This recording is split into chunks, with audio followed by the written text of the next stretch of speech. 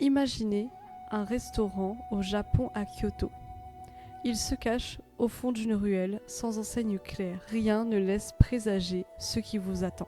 Et pourtant, une fois la porte franchie, l'expérience culinaire pourrait vous marquer à vie, voire raviver des souvenirs enfouis. Nagare et sa fille Koichi y servent des plats un peu particuliers. Le premier repas, c'est le chef qui le choisit, simplement en fonction de l'impression que vous dégagez. Et si le cœur vous en dit, ils peuvent recréer un plat à partir d'un souvenir. Un plat oublié, mais pas tout à fait effacé. Ici, ce sont les émotions qui font ressortir les recettes du passé. Et le prix, il dépend uniquement de ce que ce plat vous a fait ressentir. Bienvenue dans le restaurant des recettes oubliées de Hisashi Kashiwai. Un roman plein de tendresse, d'enquêtes culinaires et de souvenirs retrouvés. Aujourd'hui, je vous emmène dans un lieu à part où chaque plat raconte une histoire.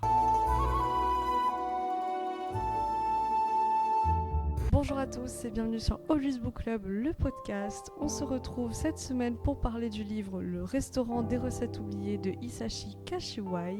Si vous découvrez ce podcast, je m'appelle Audrey et je présente une de mes lectures tous les vendredis à 17h pendant une vingtaine de minutes. J'essaie de vous donner des grandes lignes, des grands thèmes, ce que j'ai ressenti face à cette lecture et envie de lire bien sûr. On va commencer par la partie 1. Le restaurant et ses clients.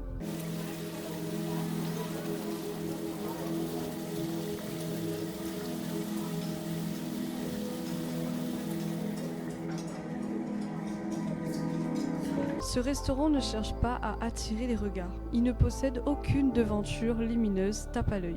Au contraire, il se cache au fond d'une ruelle, comme s'il attendait d'être découvert par ceux qui en ont vraiment besoin. Ce n'est donc pas par hasard que les clients franchissent la porte. On pourrait croire à une simple coïncidence, mais tout dans ce lieu semble suggérer que c'est le destin qui les y a conduits. Les clients viennent d'horizons différents. On a une femme encore meurtrie par un deuil, un homme d'affaires surmené. Pourtant, ils ont tous un point en commun.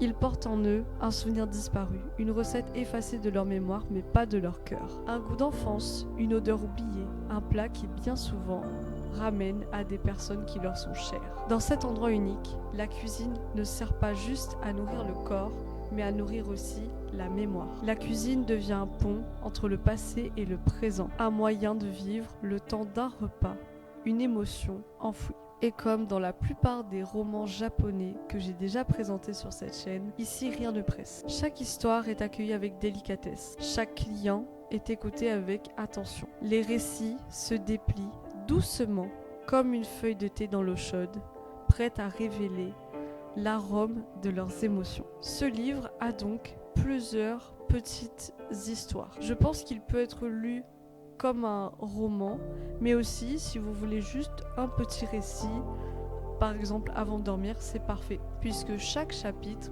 se concentrera sur un client et sur le processus que Koichi et Nagare vont utiliser pour reproduire cette recette. Ce qui nous amène donc à la partie 2, une enquête culinaire portée par l'amour du détail.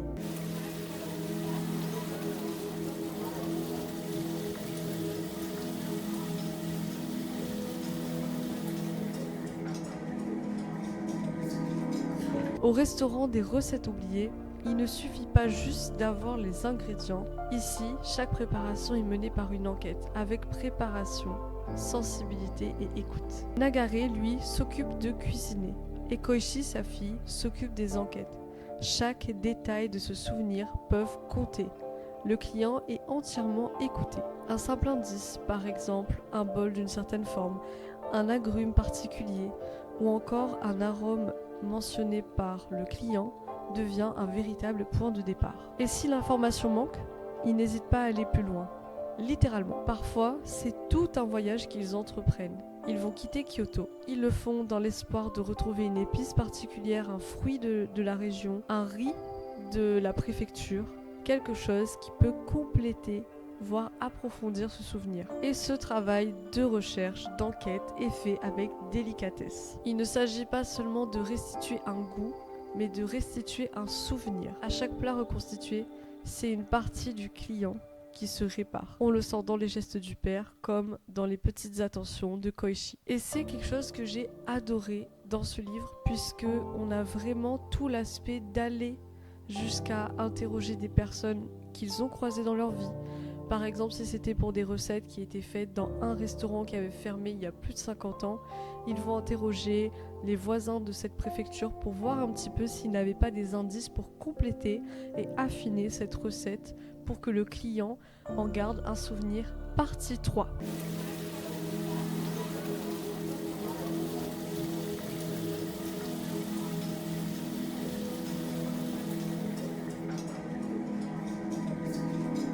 L'immersion sensorielle au cœur des recettes japonaises. Lorsque vous lisez ce livre, Le restaurant des recettes oubliées, vous ne lisez pas seulement une histoire. Vous entrez dans une cuisine invisible où chaque mot, chaque phrase vous fait saliver. Chaque souvenir vous enveloppe dans un parfum familier ou étrangement lointain. Les plats ne sont pas seulement décrits, ils sont vécus à travers les souvenirs des clients. Et ces souvenirs sont si bien décrits que c'est comme si nous-mêmes, on a pu comprendre pourquoi ces plats ont pu affecter leur enfance, leur vie de famille, leur vie de couple, leur vie personnelle.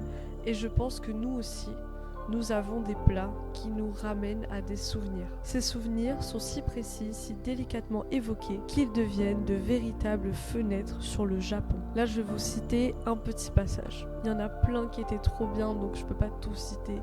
Mais c'est pour vous donner un peu un contexte. Qu'est-ce que c'est ? Demanda T en ôtant le couvercle de bol en laque rouge Negoro. Du poisson gouji et de la chair de crabe. Comme le temps s'est refroidi, je les ai fait mijoter et épaissir avec de la poudre de kuzu. Puis, je les ai mixés. Quelle odeur agréable de yuzu ! C'est doux en bouche, n'est-ce pas ? C'est un tout petit extrait, un petit aperçu, mais vous voyez qu'il y a vraiment cette mise en scène qui donne l'impression d'être dans un restaurant. Ce n'est pas une simple description. C'est une expérience multisensorielle. On voit la vapeur s'élever du bol. On sent l'acidité du yuzu. On entend le craquement subtil des ingrédients sautés. On touche du doigt la chaleur du bol en céramique. Et surtout, on ressent quelque chose. Dans ce livre, le Japon y est dépeint avec une finesse rare. Il n'est pas dépeint comme un pays touristique, mais comme un pays plein de terroirs et de traditions culinaires profondément ancrées. Chaque préfecture est mentionnée à travers certains ingrédients typiques. Par exemple, le yuzu, utilisé dans les sushis de l'île de Shikoku, ou encore le kuzu, cette plante précieuse utilisée pour épaissir les sauces dans les plats d'hiver. Et chaque chapitre va apporter son lot de recettes, d'ingrédients particuliers à certaines préfectures du Japon. Ce roman devient alors une leçon de gastronomie japonaise, mais aussi une ode à la mémoire collective et ce que la nourriture peut raconter d'un pays. Et pour nous lecteurs, c'est bien sûr une immersion. On a l'impression d'être assis, un peu caché dans ce restaurant et d'admirer ses clients déguster leurs plats, avec bien sûr une soudaine envie de sous miso ou de sushi. Ce qui m'amène à la partie 4.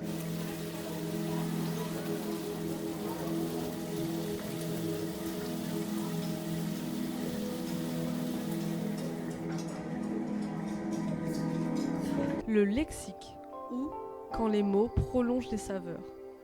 Ce qu'il y a d'intéressant dans ce livre, c'est qu'à la fin, nous avons le lexique de tous les termes utilisés, que ce soit les plats, que ce soit les ingrédients utilisés, ils sont tous listés, chaque terme est défini avec précision, parfois même accompagné d'un contexte d'utilisation, d'une origine régionale ou d'une anecdote sur son usage traditionnel. On comprend donc que ce lexique n'est pas là juste pour informer, mais pour transmettre une culture. C'est comme si, une fois le livre terminé, l'auteur nous glissait un petit carnet de notes personnelles. Une invitation à continuer le voyage par nous-mêmes, peut-être à chercher certains ingrédients, à reproduire une recette, ou simplement saliver encore un peu plus avant de dormir. Et d'ailleurs, pour ma part, j'y reviens très souvent à ce lexique, parce que j'ai appris énormément de choses et que j'ai envie de tout goûter.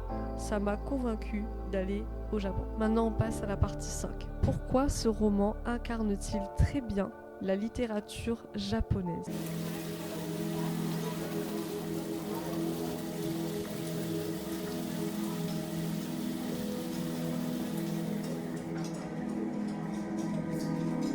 J'ai trouvé que à force de lire certains livres japonais, il y a quand même un espèce de schéma qui est reproduit. Et pour moi, ce livre, c'est un concentré d'âme japonaise puisqu'on retrouve les thèmes avec les saisons, le temps qui passe pratiquement lentement. Il y a cette idée que une fois qu'on est dans un univers, dans les livres japonais, c'est comme si on est suspendu hors du temps. Les saisons se passent, mais en même temps, c'est comme si c'est presque une petite bulle, presque onirique. Donc bien sûr, le rythme est lent et contemplatif. Ici, on prend le temps, pas de rebondissement, pas d'action frénétique. L'histoire progresse à petits pas, comme un bouillon qui mijote lentement et longuement. Chaque chapitre, une respiration. On s'installe, on observe et on ressent. Je trouve que ce genre de livres japonais, ce sont presque des petits livres de méditation littéraire. Évidemment, chaque saison inspire un plat particulier. L'automne inspire les saveurs chaudes et boisées. L'hiver appelle au bouillon doux et réconfortant. Et toutes les recettes explorées dans ce livre contribuent à donner de l'importance à cette atmosphère. Un autre point important, ce sont des personnages en quête de sens. Comme souvent dans ces romans japonais que j'ai présentés, les protagonistes sont en transition. Ils ne cherchent pas à changer le monde, ils cherchent à comprendre ce qui leur manque, à faire la paix avec une perte, un souvenir, un silence. Qu'il s'agisse d'un amour oublié, d'un parent décédé, d'un regret enfoui, chacun vient dans ce restaurant avec son bagage émotionnel. Et ce qu'ils mangent ou ce qu'ils retrouvent dans leur plat, c'est ce qui va les aider à avancer. On a aussi la nourriture comme outil de narration. Il y a cette idée que la cuisine raconte une histoire. Chaque plat devient un déclencheur de mémoire, une sorte de clé pour ouvrir la porte au cœur du client. Et ce n'est pas un prétexte, c'est le cœur de la narration. On pourrait dire que dans ce livre, la recette, c'est un peu comme la Madeleine de Proust japonaise. En somme, ce livre est une porte d'entrée idéale dans la littérature japonaise. Il est à la fois réconfortant, poétique, mélancolique, sans être pompeux. Et comme chaque bon repas cuisiné, il ne change pas le monde, mais il réchauffe le cœur. Maintenant, on passe à la dernière partie et c'est mon avis.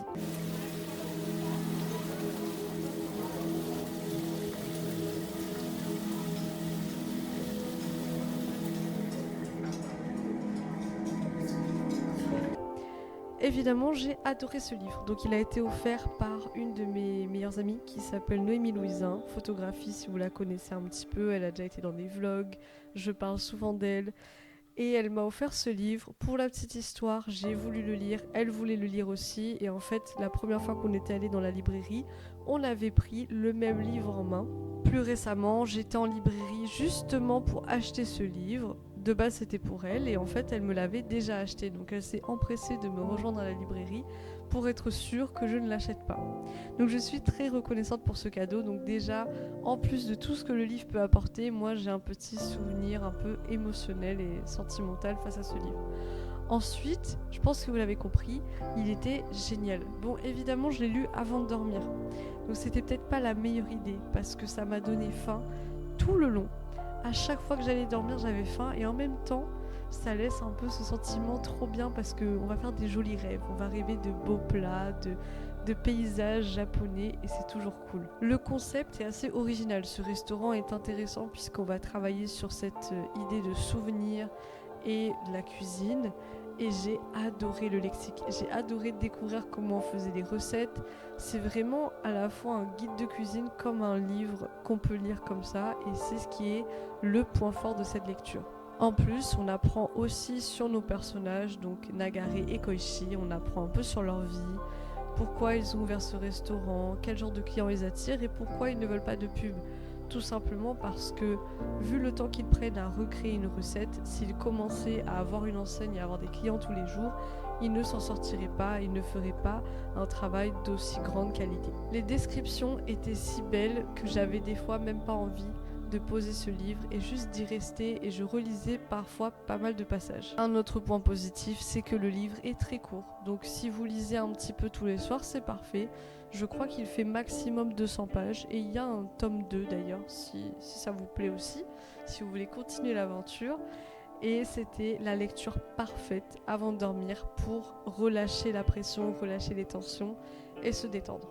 Là, j'ai juste envie maintenant de faire un trip au Japon et de goûter à tout littéralement tout, de passer genre toute ma vie au Japon pour pouvoir faire toutes les régions, toutes les préfectures et goûter à chaque spécificité dans chaque région. On arrive donc à la fin de cet épisode, j'espère qu'il vous a plu, je pense que vous l'avez compris, j'ai énormément apprécié cette lecture et je la recommande à tous. Si ce livre vous a plu ou si l'épisode vous a plu, n'hésitez pas à laisser des commentaires, je suis partout, Spotify, Instagram et YouTube et je réponds toujours à ce que vous me dites. J'espère que ce petit épisode vous a aussi embarqué dans une aventure avec tout ce qu'il donne au niveau sensoriel et je vous dis à très bientôt pour un nouvel épisode.